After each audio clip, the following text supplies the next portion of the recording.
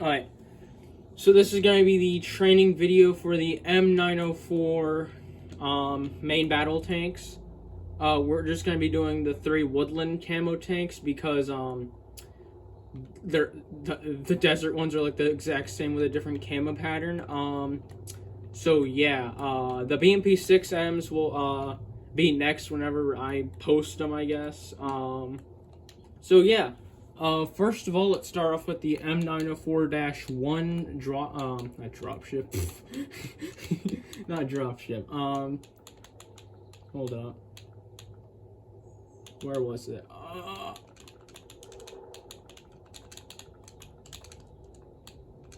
No, that is the beta transfer. Hold up, that is not it. That is not it at all.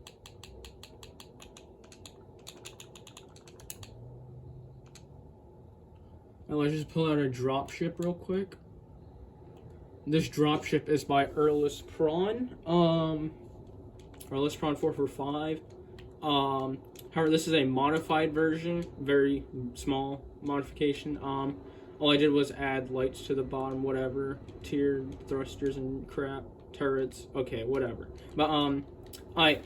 So first of all, let's start off with the armament. We have an assault cannon right here. We have a sight right here. However, this is obsolete because, well, they added the gunner sight to the camera itself now, so it's great. We got a little cover for the thing so that it can take some shots from small arms fire. It's still a very minor prototyped MBT. I will make some more we'll make some more minor modifications, like right before I post it, because this is like kind of a weak spot right now. So we have the assault cannon right here. We have a rocket launcher right here, camera, which is the gunner sight. We have a spotlight right here for nighttime ops. Gatling gun, coax. We have a commander's machine gun right here, spotlight. Gatling gun. This is just a bit for decoration. This is a creative only tank. Do not use this in survival or you will die. In the back we have a few hydrogen engines underneath this. We have 4 spare tires, 2 ladders, just for decoration. This is important. It's not for decoration.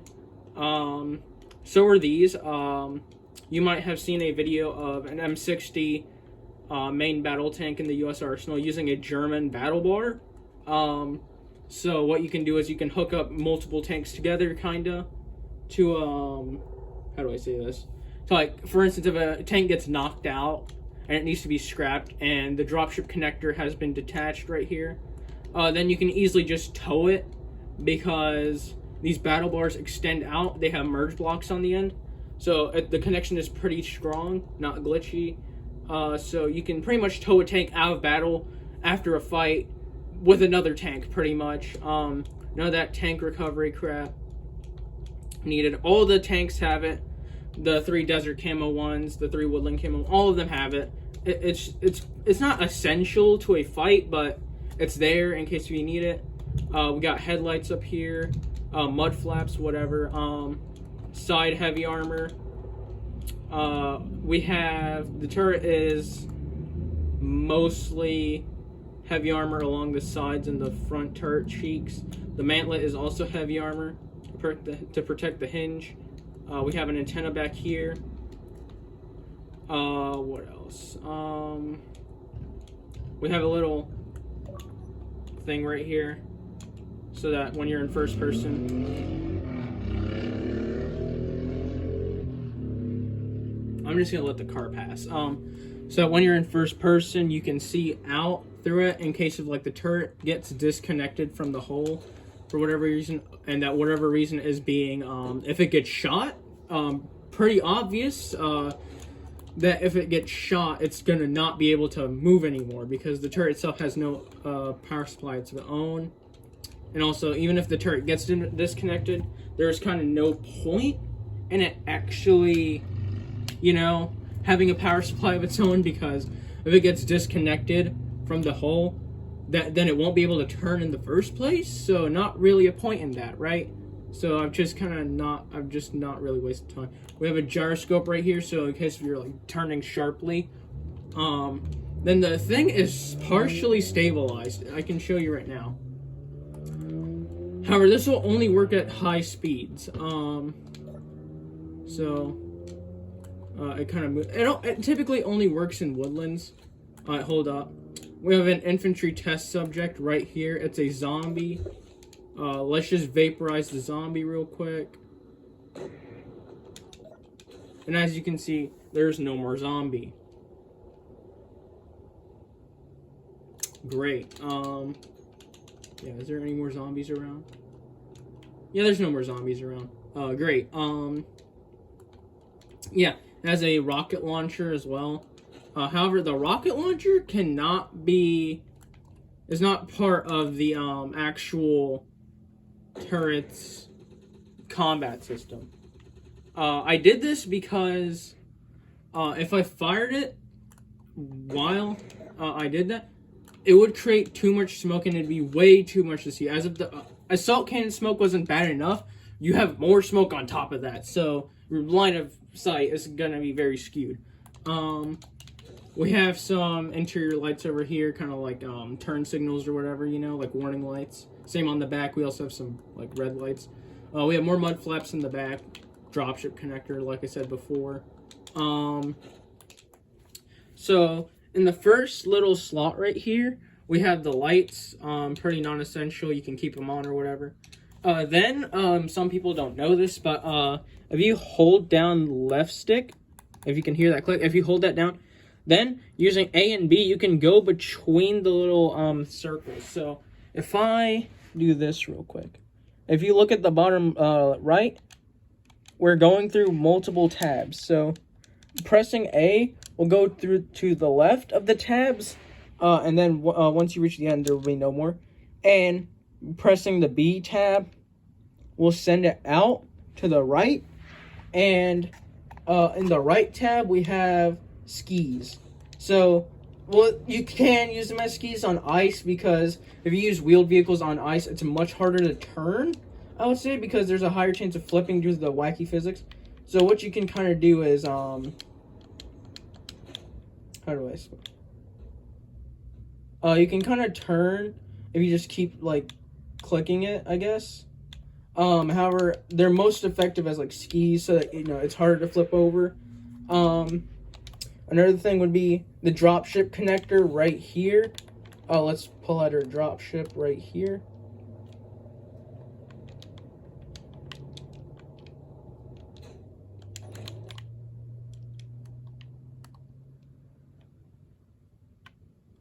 Let's just move it over the vehicle.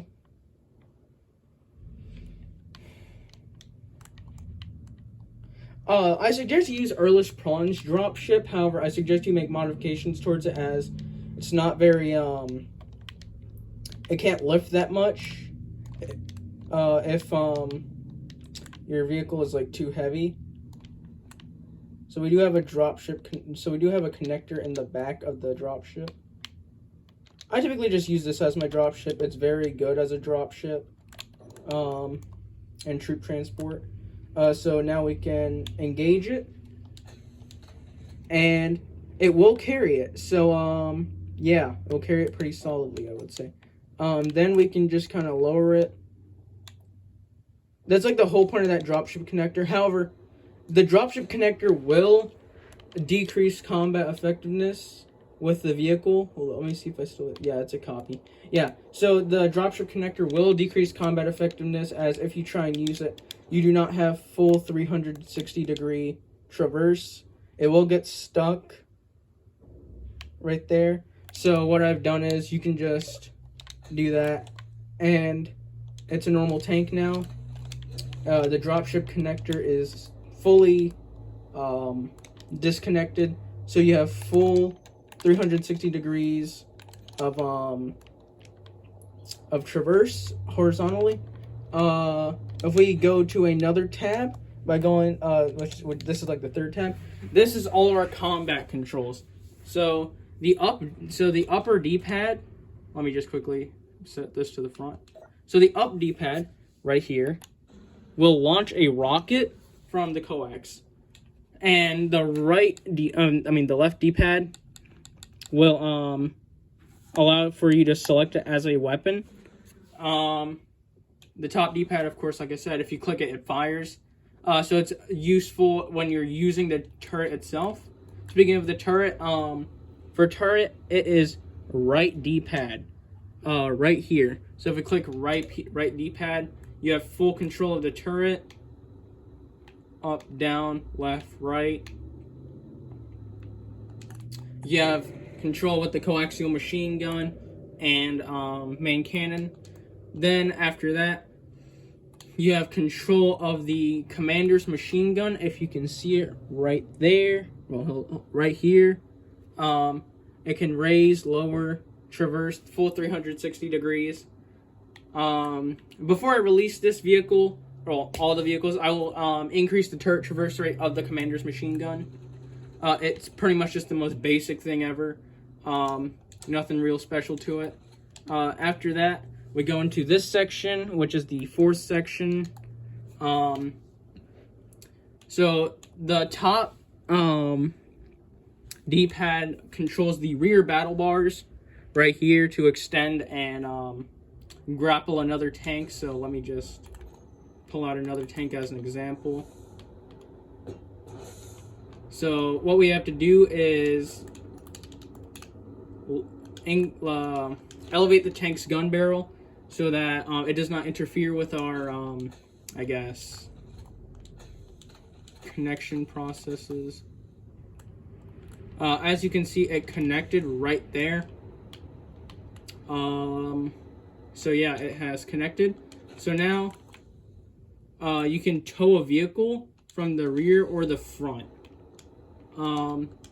The top, the left D-pad controls the front battle bars.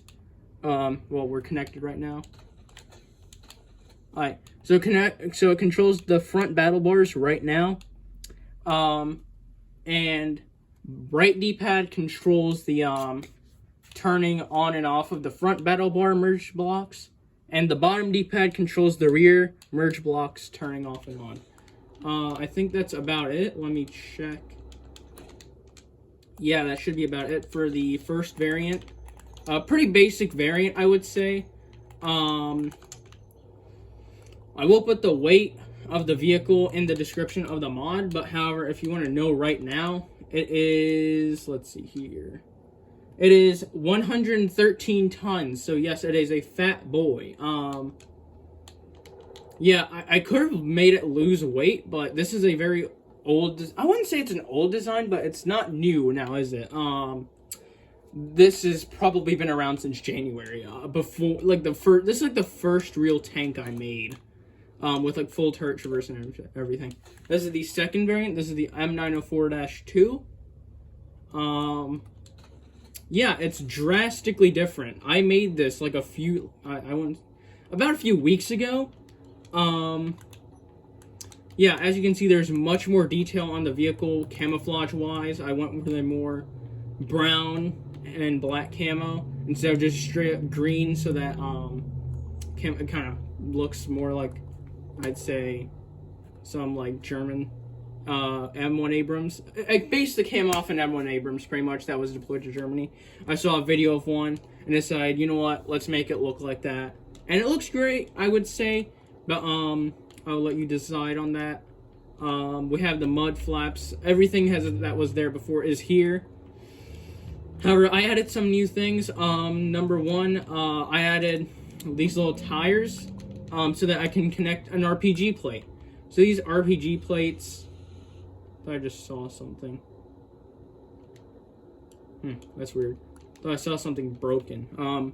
However, these RPG plates do protect decently, I would say, against the base rockets, but against modded rockets, like, you know, like Spanker rocket launchers from Halo, that Arsenal mod, it would not work at all, because that Spanker rocket launcher is completely overpowered. I hit the tank with this, and it crippled the tank. Like, the power supply was gone. I hit it about right here, where the turret ring is, and I hit it, it shattered the tank. There's no way you can use it. However, if you're not on a modded world, you're gonna be fine. If I hit this, what will happen is this bit will break up because, you know, you hit it with a rocket, right? But however, what at first I didn't expect was, what happens is if you hit it right here, well, not really here. If you hit it right here, the blast will be redirected up towards the actual turret sides. So it will just mangle up everything here. It won't destroy it. It will just mangle the actual side armor. It'll twist up and look like as if it was like you know, mangled. Like if you put your hands on bread and you tear it up. You still have the ladder, spare tires, everything from the back. You still have this. Yeah, not much difference. However, we did add a little blade down here. So that will be in the second tab. So to control the blade, it's up D-pad. That will push things out. And that will also be bottom left D-pad. Left D-pad controls the like the angle of the blade. So you can pitch it down to kind of not make it go up into the tank's like wheels. I pretty much did this because one time I was like doing like a creative war, I guess, against drones, and it was along a bridge, right? And SPRT drones have these little pods, like these engine pods, and if you mangle one, they will like just fall everywhere. So I ended up like breaking my tank, or I guess Clang just threw my tank into the wall of the bridge and shattered it, making it no longer operable. So yeah, I pretty much did this because Clang. Yeah, Clang screwed up my tank. So what happened was the pods got stuck up in like the area right here, like right above the front. I guess on a real tank would be the drive sprocket. On like German tanks, on American tanks it would be like the rear drive sprocket. But yeah. So an idler wheel, it got stuck up here, and the game, I guess, didn't know what to do, and it pretty much threw the tank at the wall, which broke the bridge, kinda. Well, it didn't really break it, it mangled it, but it did break the tank, rendering it inoperable. So that's pretty much why I added the dozer, like the blade, because I had to get stuff out the way. I guess it would also double as rocket protection, though I doubt it would be as effective. It is made out of heavy armor, but it wouldn't be effective because it would just push the explosion towards the battle bars. And I mean, there's nothing important down here anyways. And it's heavily armored enough over here so that the dozer blade would pretty much be ineffective anyways. There's no reason for the dozer blade to be as armor, you know? There's no point for it to be armor. It's just a utility. Oh yeah, we also added a commander's sight so that, like, let's say you have like a little barrier here, right, of like terrain.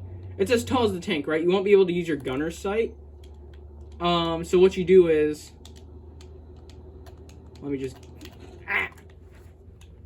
let's just move the tank to the rear. Oh, the turret to the rear. You put your tank up against this. Let's go into the last tab. So that's 1, 2, 3, 4, 5. Hold up. 1, 2, 3, 4, 5. Yeah, it's the 5th tab. Right D-pad controls the elevation of it. So what you do is you click on it, the piston moves up. Then you click on the upper D-pad, which is a control block. You click on it, and you have a 360-degree view above the tank. So you can kind of just look above the tank. If you're behind like a fortification, it can be anything. It can be literally anything. But the thing is already up enough so that you don't even need to extend it. But if it's like a huge ditch that you're in or something, then yeah, it will work. RPG cages just, you know, increase the thing of the lower thing. I don't know if there's anything else that's new on here. Dozer blade, check. That checks. Side skirt, that upgrade, check. Yeah, I'd say everything is in order. Nothing seems to be out of the ordinary. Okay, yeah. So the weight is, for this tank, the weight is 131 tons. Yeah, a bit excessive, I know. But let's be honest here. Why would you need a main battle tank to be dropship deployed, you know? In this game, okay, if you're using a main battle tank for anything in this game, not a good idea. But if you're using it for like tank fights and creative mode against your buddies, great. But main battle tanks in this game have no real use, I would say. I'll make a video on that explaining why later. This is the M904-3. It pretty much has everything that the other tanks had, but better. So I realized a crippling flaw with my previous main battle tank design, and that was that if I used the tank itself, I realized that this is completely ineffective. Like, I realized that this little turret right here is a complete waste of time. It takes up too much PCU, too much stuff, I guess. Makes the tank overly complex, adds too many tabs to the little control feed. So, like, if I open up this, right, it adds, like, a few more spaces, right? I realized it's completely ineffective. It's a dumb idea, okay? I don't know why I did it. I guess it was just because, oh, yeah, that looks cool, right? Nah, it's a dumb idea. Don't do it, okay? Don't do it. Don't do it at all. If you're making a tank, don't do it. I suggest you don't. So what I did was, in addition to getting rid of the commander's machine gun, I added a Gatling turret. Pretty much the same setting as the command turret. The perks of having a Gatling turret instead of making this overly complex turret design for a commander is that this turret is way more durable. Like, hitting it with a couple well-placed, like, what are they called? Precision rifle, I think it's like the MR20 or whatever. Whatever it is now, it's like the DMR version of the MR20. A few well-placed shots will put it out of order. Not good, right? However, I realized that Gatling turrets are way more durable. They also have way faster reaction times because they're way more precise. Also, I added... Hold up, give me a moment. Oh my god, I keep on doing... So, what I did was... I added another commander's sight. However, if we put it in comparison with the previous commander's sight, let's just bring it up.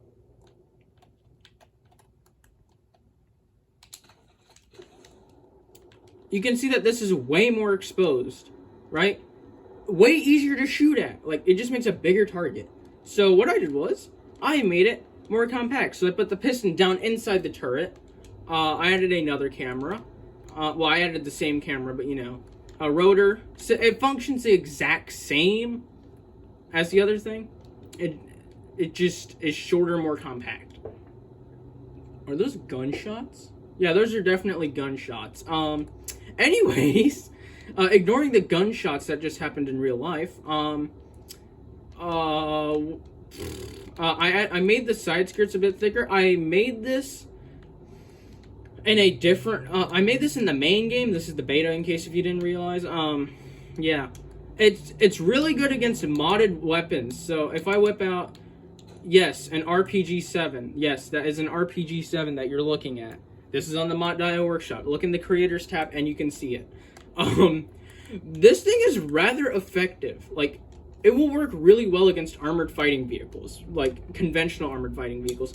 However, if you had RPG plates, it is way like less effective against vehicles with RPG plates. So that's pretty much what I did. I made the RPG plates a little thicker and it worked. It also is just as effective against this. However, this will protect better against the vanilla rocket launchers. Also, I added RPG plates up here to the side turret so that once this gets hit and once the damage is funneled up towards it, it also doesn't harm the vehicle side turrets, so that it's way easier to defend against like Gatling turrets once they do start ripping into your side armor. So yeah, it is just better in every way, I would say. However, all this stuff comes at a cost of like I'd say around 13 more tons. I will be posting more vehicles in the future. However, making these training videos is a kind of a weird thing because, you know, it's a training video, right? So for this vehicle, gosh dang it. That'll be fine. I can repair that later. What we can do is, it has all the same controls as last time, as the previous tank. However, the extending the cameras, the camera is now up D-pad to extend. It's a little shorter than the previous tank. However, at that cost of like better safety, I guess. It still rotates in 360 degree. It's fine.